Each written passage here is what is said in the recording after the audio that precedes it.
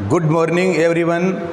Political science के सभी students का एक बार पुनः मैं हमारे महाविद्यालय श्रीमती मौर्य देवी तापड़िया कन्या महाविद्यालय के इस यूट्यूब चैनल पर हार्दिक अभिनंदन एवं स्वागत करता हूं। जिस किसी भी स्टूडेंट ने अगर हमारे महाविद्यालय के इस यूट्यूब को सब्सक्राइब नहीं किया तो सब्सक्राइब कर लो, ताकि जो यहाँ पर डेली ऑनलाइन क्लासें होती है उनकी आपको अपडेट मिलती रहे और आप अपने जो यूनिवर्सिटी एग्जाम है उसकी प्रिपरेशन अनवरत जारी रख सके। हम BA फर्स्ट ईयर की जो हमारी सेकंड पेपर है भारतीय राजनीति विचार, इसमें मनु पढ़ रहे हैं। प्रीवियस वीडियो में हमने मनुस्मृति के बारे में पढ़ा था। मनुस्मृति में हमने पढ़ा था 12 अध्याय है, 2694 उसके श्लोक थे। आज हम मनु है, इसके धर्म से संबंधित क्या विचार है इसके बारे में अध्ययन करें कि मनु है इनके धर्म से संबंधित क्या विचार है। तो मनु है, इसने देवीय सिद्धांत, जो राज्य की उत्पत्ति है इसमें देवीय सिद्धांत को माना है कि जो राज्य के निर्माण करने वाले कौन है, देवता है, और राजा धर्म के अधीन रहते हुए, और मनु बोलता है कि राजा धर्म के अधीन रहते हुए राजा को क्या करना चाहिए, राजा को धर्म के अधीन रहते हुए अपना काम है वो करते रहना चाहिए। अब वर्तमान समय में हम बात करें तो धर्म शब्द है, इसकी जो ये संस्कृत भाषा की जो संस्कृत भाषा का जो द्रय धातु से बना हुआ शब्द है, जिसका अर्थ होता है धारण करना होता है। क्वेश्चन 2 नंबर वाला पूछ ले कि धर्म शब्द है ये किस भाषा की उत्पत्ति, किस भाषा से हुई इसकी, तो संस्कृत भाषा से, और संस्कृत भाषा के किस धातु से, द्रि धातु से हुई है, जिसका अर्थ होता है धारण करना। इस बात का ध्यान रखना है। मनु का धर्म शब्द संस्कृत भाषा की द्रय धातु से बना है, जिसका अर्थ धारण करना होता है। अतः इसका अभिप्राय उन सभी गुणों, तत्वों, नियमों और व्यवस्थाओं से है जिन्हें मानव मात्र के द्वारा धारण किया जाना चाहिए। मतलब वो सभी गुण है, वो सभी तत्व है, वो सभी नियम है, वो सभी व्यवस्थाएं है जो मानव उनको धारण करने की योग्यता रखता हो। ये मतलब जो अच्छाइयाँ वो या वो नैतिक चरित्र जिसको मानव है वो मानव को धारण किया जाना चाहिए। धर्म से मनु का आशय यह है कि सभी व्यक्ति अपने निर्धारित कर्तव्यों का पालन करते हुए परम लक्ष्य मोक्ष की प्राप्ति हेतु क्या होना चाहिए, अग्रसर होना चाहिए। सभी व्यक्तियों को अपने निर्धारित जो कर्तव्य है उन कर्तव्यों का क्या करते रहना चाहिए, पालन करते हुए अपना जो परम लक्ष्य मनुष्य का क्या है, धर्म अर्थ काम और मोक्ष। तो मोक्ष है वो मनुष्य का क्या है, परम लक्ष्य होता है, और इस मोक्ष को प्राप्ति की ओर मनुष्य को क्या होना चाहिए, अग्रसर होना चाहिए, ताकि मनुष्य को क्या मिल जाए, मोक्ष मिल जाए। तो ये सभी व्यक्तियों द्वारा स्वधर्म का पालन किया जाने पर ही समाज की सभी व्यक्तियों को अपने आप ही स्वधर्म का क्या करना चाहिए, पालन करना चाहिए, और स्वधर्म का पालन करने से ही समाज का क्या होगा, समाज की जो व्यवस्था है वो क्या चल पाएगी, सुचारू रूप से संचालित होगी। अब उसके बाद में अगला है राज्य, धर्म और दंड संप्रभुता का आधार। राज्य, धर्म और दंड संप्रभुता का आधार। धर्म और दंड मनुस्मृति में राज्य को धर्म पर आधारित मापदंडों को स्थापित करने वाली उद्देश्यपूर्ण संस्था के रूप में चित्रित किया गया। मनुस्मृति में राज्य इसको किस पर आधारित, कि राज्य वो किस पर आधारित है, राज्य है वो धर्म पर आधारित है, और ये वो संस्था है जो राज्य में किसकी स्थापना करेगी, धर्म की स्थापना करेगी, या धर्म है इनके उद्देश्यों को पूर्ण करेगी।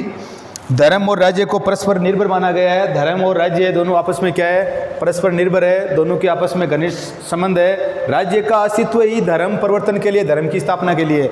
मनु बोलते हैं कि राज्य का अस्तित्व ही धर्म परिवर्तन, धर्म को बनाए रखना, धर्म की स्थापना है, इसके लिए वह है। राजा का कर्तव्य है कि वह सभी व्यक्तियों को धर्म के पालन की ओर प्रवृत्त करे, और राजा का ये कर्तव्य होता है कि वो सभी व्यक्तियों को धर्म के पालन की ओर, या ये व्यक्तियों का या प्रजा का कर्तव्य होता है कि वो क्या करे, धर्म का पालन करे। धर्म का प्रजा को पालन करना चाहिए। ये कर्तव्य किसका है, राजा का है, अपनी जनता को प्रेरित करे ताकि जनता है वो धर्म का पालन करे। इस प्रकार धर्म राज्य का मूल आधार है। इस प्रकार धर्म है वो राज्य का क्या है, मूल आधार है। मनु के अनुसार धर्म है वो राज्य का क्या है, मूल आधार है। राज्य का अस्तित्व ही इसलिए आया है कि वो क्या करेगा, धर्म की स्थापना करेगा।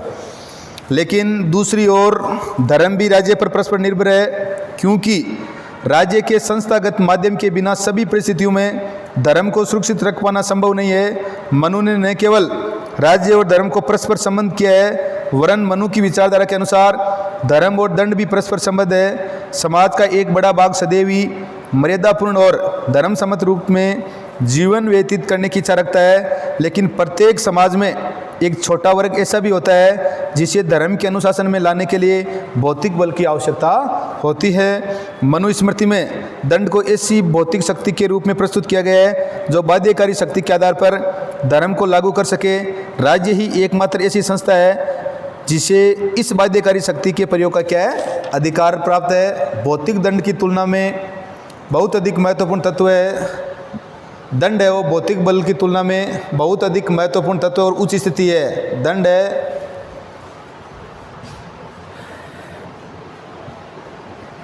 है ये जो भौतिक बल का राज्य प्रयोग करता है उससे क्या है, दंड को उच्च स्थिति प्राप्त है। और भौतिक बल के साथ जब निम्न तत्व है वो संयुक्त होते हैं, भौतिक बल के साथ जब ये निम्न 3 तत्व संयुक्त होते हैं तो उसे क्या कर सकते हैं, उसे दंड का स्तर प्राप्त होता है। पहला है नैतिक प्रयोजन, दूसरा है अधिकृत संस्था, तीसरा है अनुल्लंघनीयता।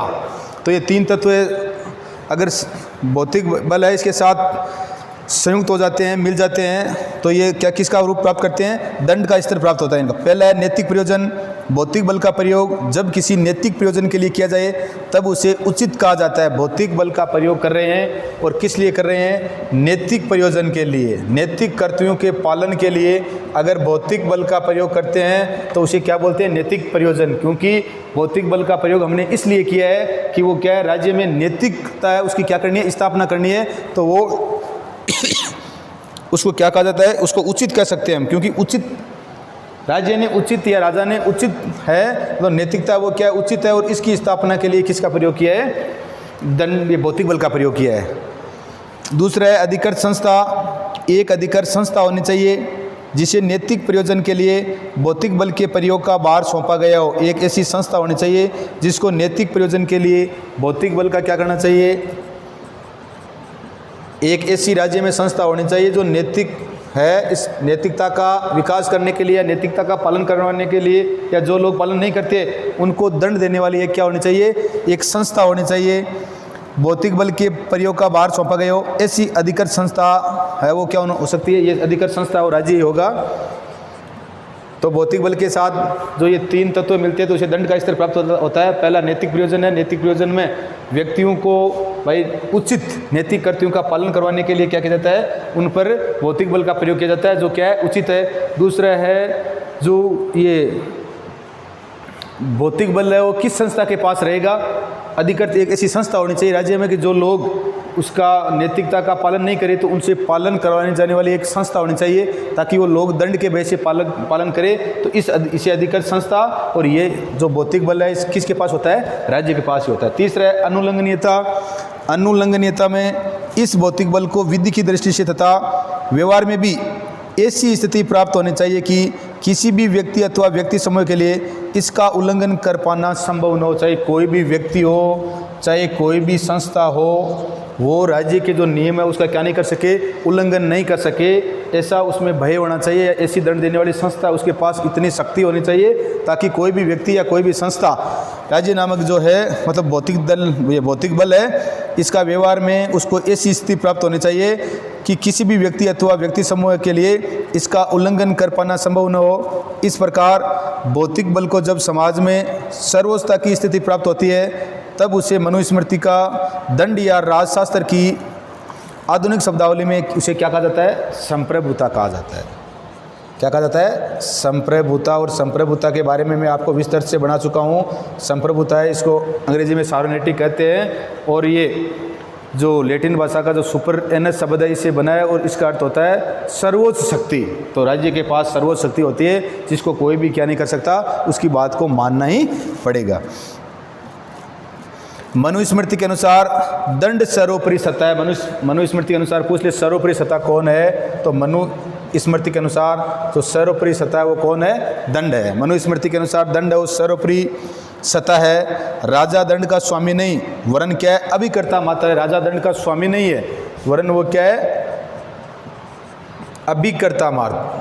राजा दंड का क्या है, अभिकर्ता मात्र। अभिकर्ता का मतलब क्या होता है भाई, एक एजेंट है। राजा दंड का स्वामी नहीं, जबकि वो क्या एक एजेंट है। राजा उसको दंड को है वो काम में ले सकता है। राजा दंड का प्रयोग मनमाने रूप में, राजा ये नहीं कि वे दंड का प्रयोग मनमाने रूप में कर लेगा, वरन वो इस बात के लिए बाध्य है कि दंड का प्रयोग विधि पूर्वक और नैतिक प्रयोजन के लिए किया जाए। राजा अपनी मनमानी के लिए क्या नहीं कर सकता, दंड का प्रयोग नहीं कर सकता। राजा है वो नैतिक प्रयोजन के लिए क्या कर सकता है, दंड का प्रयोग कर सकता है, क्योंकि वो सिर्फ क्या है, उसका अभिकर्ता एजेंट मात्र है।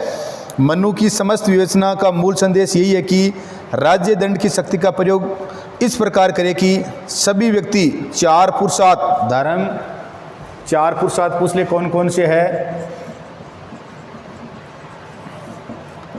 नंबर 1 में धर्म, नंबर 2 में अर्थ, नंबर 3 में काम, और जो परम लक्ष्य है वो कौन सा है, मोक्ष है। तो राजा को इस प्रकार की व्यवस्था है वो करनी चाहिए, जिसके कारण प्रत्येक व्यक्ति अपने जो चार पुरुषार्थ है धर्म, अर्थ, काम और मोक्ष, इसकी प्राप्ति कर सके और आज की भाषा में भौतिक, नैतिक और पारलौकिक कल्याण की दिशा में क्या कर सके, आगे बढ़ सके। तो आज हमने मनु के जो धर्म से संबंधित विचार है इसके बारे में किया। धर्म शब्द है ये संस्कृत भाषा के दृढ़ धातु से बना है, जिसका अर्थ होता है धारण करना। धारण का मतलब हम वो जो नैतिक अच्छाइयाँ है उसको क्या करें, धारण करने, और सभी व्यक्तियों को अपने निर्धारित कर्तव्यों का पालन करते हुए परम लक्ष्य है मोक्ष है। पुरुषार्थ 4 है, उसमें जो सर्वश्रेष्ठ पुरुषार्थ है वो कौन सा है, मोक्ष है। और इस मोक्ष की प्राप्ति की ओर ही राज्य को क्या होना चाहिए, अग्रसर, मतलब प्रत्येक व्यक्ति को मोक्ष की प्राप्ति के लिए क्या रहना चाहिए, अग्रसर रहना चाहिए। तो इसमें हमने मनु के धर्म से संबंधित जो विचार है उनको जाना, और आगे वाली क्लास में हम जो इसका सप्तांग सिद्धांत है उसके बारे में अध्ययन करेंगे। वीडियो को लाइक, शेयर व सब्सक्राइब कर देना। जय हिंद, जय भारत।